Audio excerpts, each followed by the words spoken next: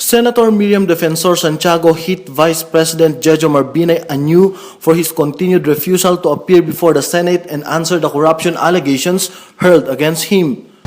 Assuming the senators are already convinced he's guilty, still, Binay cannot evade the jurisdiction of the Senate.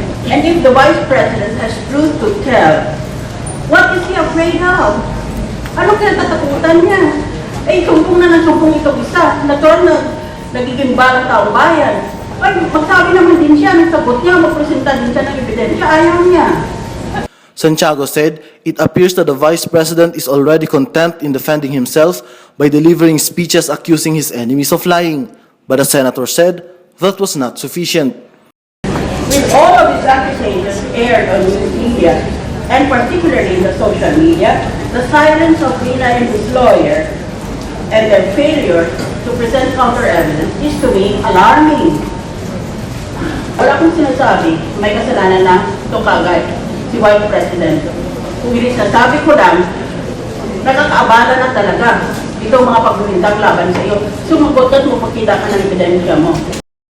Binay has been accused of allegedly receiving kickbacks when he was still the city mayor of Makati and for allegedly using dummies to cover his unexplained wealth. This is Nestor Corrales of Inquirer.net reporting.